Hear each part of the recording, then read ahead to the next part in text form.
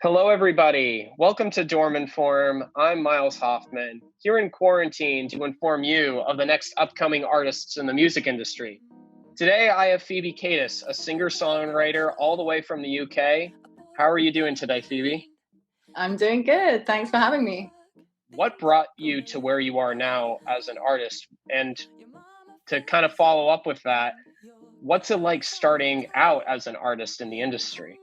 I think the last two albums came really out of a case of reconnecting with the artist that I think I probably always was since I started, which is the kind of classic singer-songwriter, sit down at a piano, come up with the chords, come up with the melody, kind of a classic songwriting style, which I always did from, when I was a kid, when I figured out that I wanted to be an artist. But I kind of went off-piste in my early 20s and started working with a lot of different kinds of people and kinds of producers who were all amazing in their lane and what they were doing. It just wasn't quite what my thing was. And so I sort of spent a while chasing my tail, figuring out a sound, the classic artist dilemma, if you like, at the beginning of your career, figuring out what you want to do with your songs and with your voice. I met the right people to work with who kind of just understood what I was doing kind of more than I did, which was a very helpful thing to have. I know from our previous discussions that you also work in the world of being basically a self-managed artist. What's it like working, day to day as somebody who manages their own career and doesn't really have a dedicated person to allocate some of those jobs and objectives? Until you meet the right people who really have your interests at heart, you're better off doing it on your own. But I kind of don't see it as right now I'm going to sit down and do the business side of my artistry. I think it all blends into one, especially when it's like, you're booking gigs and you're booking a tour in, you're talking to musicians and you're booking recording dates and you're doing all the stuff that maybe a booking agent would do for you. It's definitely a kind of all-in-one reality at this point, the artist and the manager thing. Your most recent album that you just released a couple months back, It's Okay to Cry. Do you care to talk about some of the visions that you had for that project?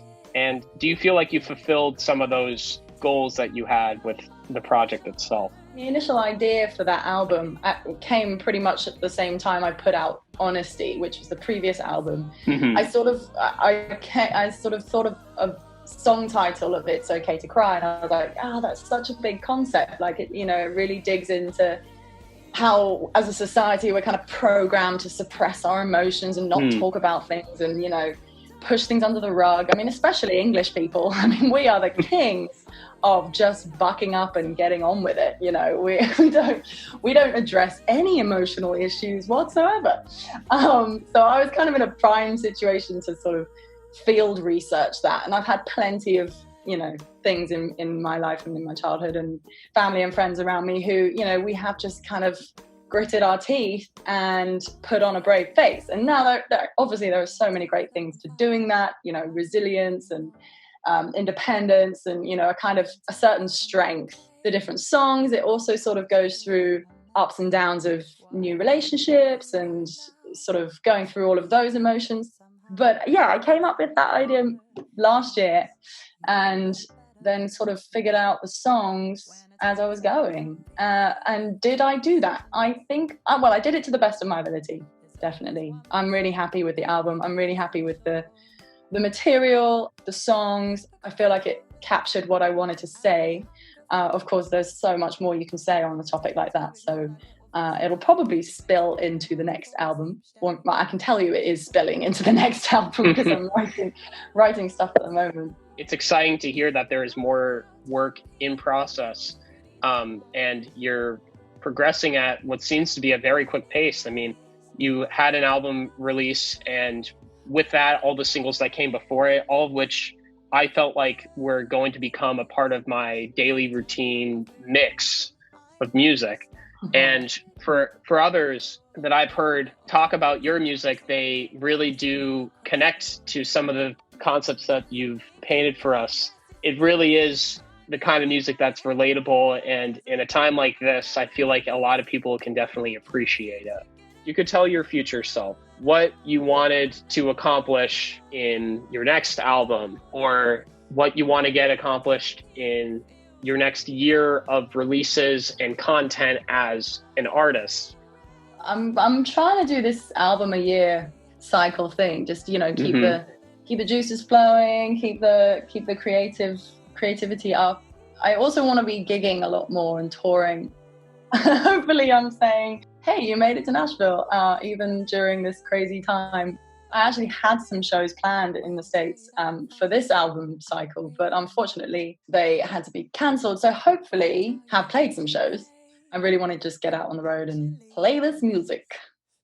For people listening in, whether they're an aspiring artist, they're somebody who's interested in kind of doing everything themselves in the creative industries, what would you say would be some pieces of advice that you wish you knew when you were entering into this field?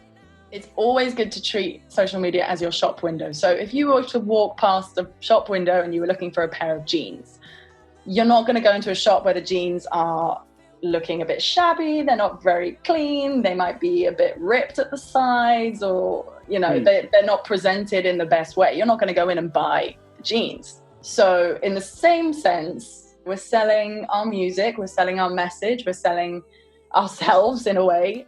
How would I present myself if I was going to meet some new people, potentially some new friends or whatever? It's sort of the side of artistry that is it's a tough pill to swallow, and no one really wants to swallow it. But at the same time, you know, it's just part of the deal. Surround yourself with people who allow you to trust your instincts. I wish I'd been told that potentially, but also I just think anyone across any industry can hear something like that. It doesn't matter who you are or what kind of artistry you're in, what kind of creativity. If the people surrounding you make you think, all right, I've got this thing that I think might be a good idea, I'm just going to put it out there, you know, without a fear of being judged or without a fear of just being like, oh my God, that's a terrible idea, I should never say that. You can just breathe easy. You meet people who are just like, oh yeah, you're right, I do. That is a good idea. It's not a case of like, wait, look at me, I have all the best ideas in the world. It's more like, you know, it's a safe space for you to say what you think. Find your community who just make you feel good about what you're doing and about your art and about that. And you might take a while to find that. It might be quite niche what you're doing, but that's fine. Like, there will be people out there who enjoy what you're doing. There will be people out there who, you know, will respect your decisions and respect your music and your background and whatever. And it's like, those are the people you want to be making music with. Those are the people you want to be hanging out with. And those are the people who are going to consume your music as well. If you want to be an artist, you have to have some kind of instinctual comfort, something in you that says, I can do this and this is a good idea, even if it takes you a while to make the idea. For people who just don't know what it's like to just take a giant leap forward into something that is so unknown to them ahead of time, it's important to just know these values. I'd love to close out this episode just by saying a few things. I know right now, during this month, any merchandise that's bought at Phoebe's Bandcamp, it will go to a UK charity organization called Black Minds Matter. So I highly encourage everybody listening in to go check out her Bandcamp. You'll find all her music there as well as any of her merchandise, and it's going to a great cause. So that would definitely be appreciated. Thank you so much, Phoebe. I really do appreciate all the time and advice that you've been able to provide to anybody listening in the episode. With that, I usually close each episode out with a quote of the day. So today we have a quote that's coming from Robin Williams, the one and only, and it specifically states, no matter what people tell you, words and ideas can change the world. Thank you so much, Phoebe. Thanks for having me.